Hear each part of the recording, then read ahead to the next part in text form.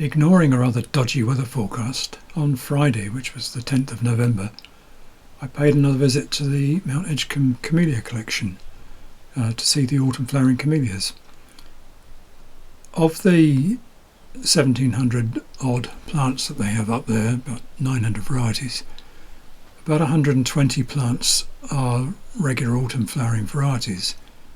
The majority of those will be what are lumped together as sasanquas, but there's also a number of hybrids, one or two species, and a few very early flowering forms of japonica and williamsii.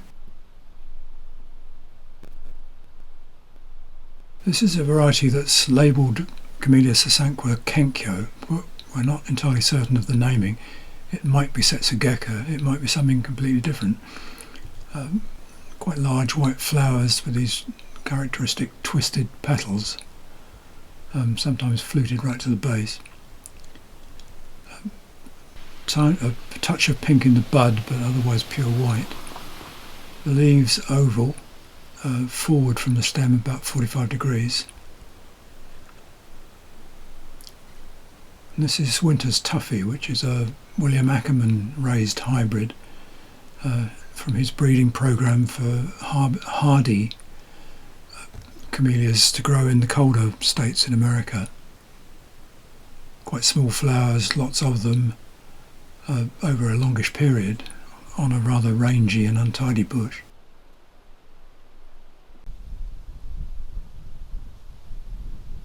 There's a group here of Acer saccharinum, the silver maple, which is a very brittle wood tree in a very windy spot, and every winter it sheds limbs which more often than not land in the middle of the camellias. So I have a little clear up job to do next week.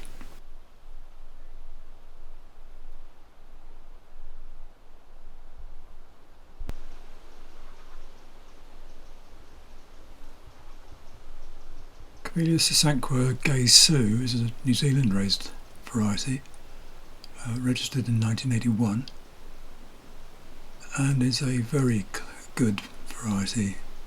Decent sized flowers, semi-double, lots of them, even growing in some shade. Touch of pink in the bud, opening up pure white. Musky scent. Lovely thing.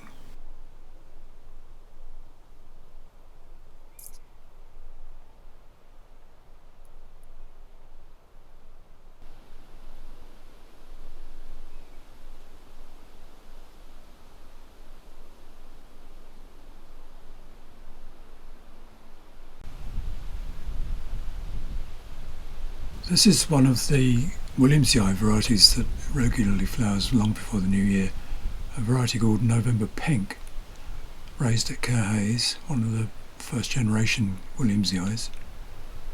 So fairly small pink flowers, quite vivid colour, freely carried. It can flower from any time between October and December, but nearly always before the new year.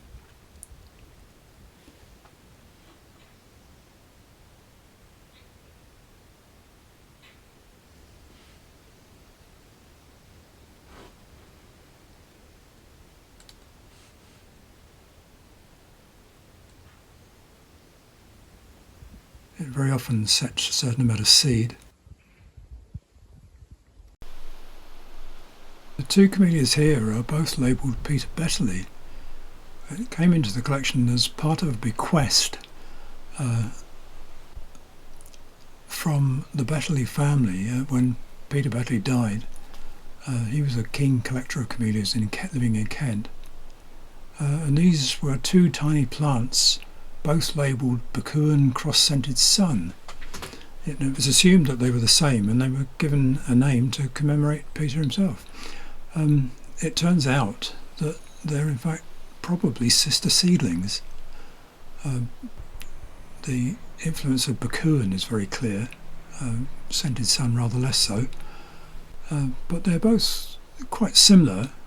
This one flowers about 3 weeks earlier than the other one. Both well worth growing, but the other one really needs another name. They've never been in commerce. This is the other one, plenty of buds on it, but no colour yet. Just behind you, on the other side of the roadway, is one of the other attractions of Mount Edgcumbe at the moment, which is some pigs, which are very lovely, have nothing to do with camellias, very friendly. Got a lot to say for himself. It had been a very wet night and there was a lot of water on the ground. This is the Earl's Drive, which is a level roadway, carriageway, Victorian carriageway or earlier. Camellias both sides of it.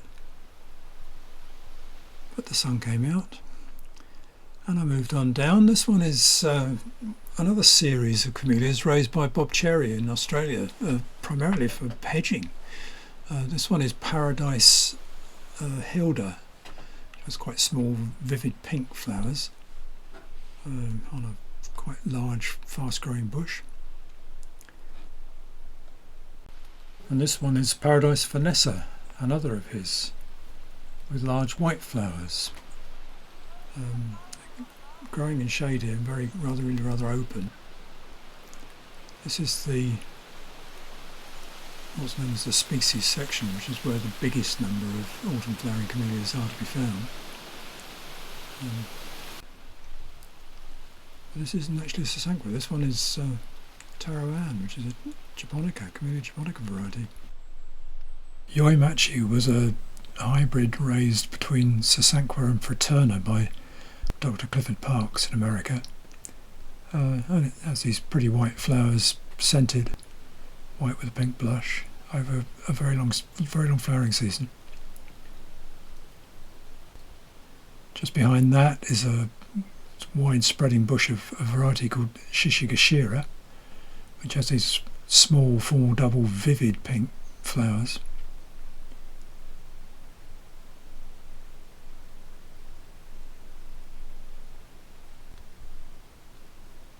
And then there's this, which is labelled Sparkling Burgundy, and I'm having to get used to the idea that it's in fact Showa no Saki. I've known it as Sparkling Burgundy for a long time, but it needs relabelling. And this one is Rainbow. Big sprawly bush, but reliable flower. Good every year. This is the, to me, distinctive foliage of a variety called Teigo no Suki. Flat leaves, quite broad, with a turned up edge to them. This is its pure white flower. Very occasionally has a touch of pink on the odd flower or the odd bud. Otherwise pure white. Opens out flat, even reflexed when it's mature. There were 3 bushes of it in the collection, 2 labelled Fukuzatsumi, 1 labelled Oleifera. I've seen it elsewhere labelled Narumigata. All of those names distinctly wrong. But what was it? And it took quite a lot of detective work to pin it down to being Teigo no Suki. And it seems it was introduced into this country as Fukuzatsumi, perhaps around about 1920, and to have been grown under the wrong name for about 100 years. This is Narumigata, and the flowers on this are always somewhat sort of saucer shaped, and even here the petals are sort of spooned. Very different leaf. Usually got a bit of pink in the flower.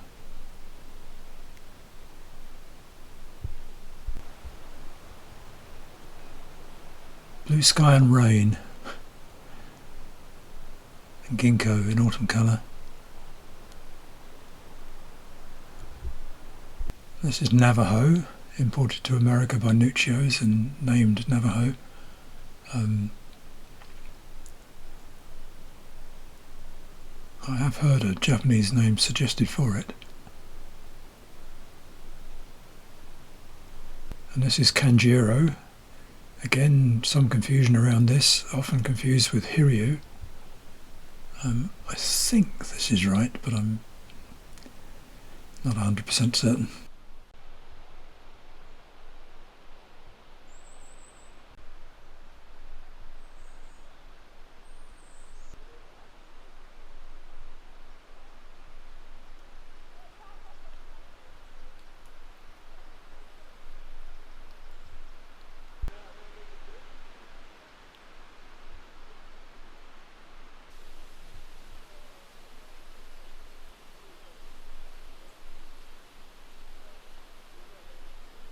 Down here in the amphitheatre there's a Japanese section with Setsugeka growing in it, which is similar to Kenkyo and confused with it, rather different leaf.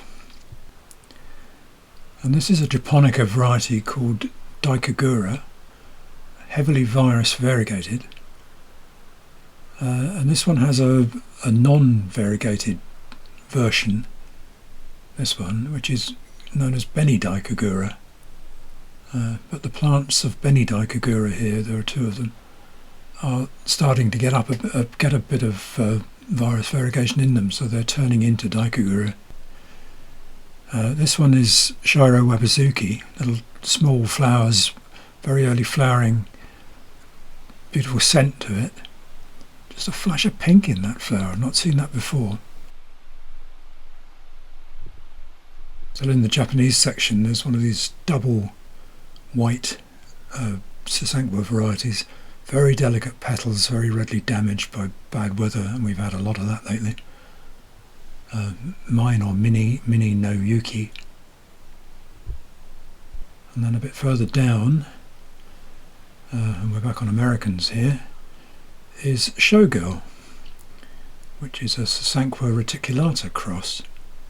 Huge flowers, 5.5–6 inches across, and can be an extraordinary sight on a midwinter day.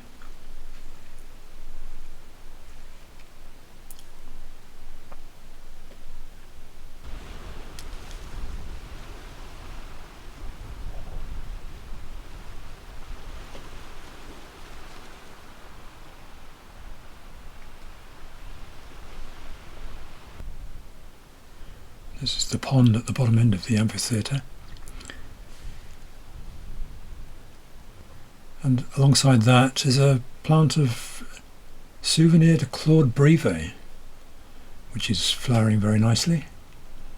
The only problem being that every flower is solid pink and it's supposed to be white striped. So that's a disappointment. It's very nice, but it's somewhat more ordinary than it should be. This is Winter's Interlude, another of Bill Ackerman's winter hardy varieties, quite small flowers. This is in an area where a very large tree came down, and the difference that it made to the plants that suddenly started getting a lot of light was enormous. So this one is Winter's Joy, and this has gone from being pretty worthless to being a cracker of a plant. These are quite big flowers, probably 2.5 inches across, and very double and very pink. But it never, in shade it didn't flower very well at all. Then back up to the species section.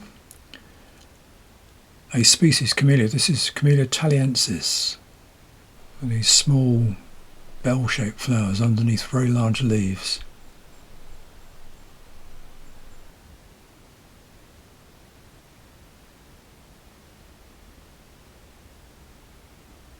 Again, growing very much better for a tree near it coming down. Liquidambar, I think probably Lane Roberts. And to go out on a Terracaria, yellow against the blue sky.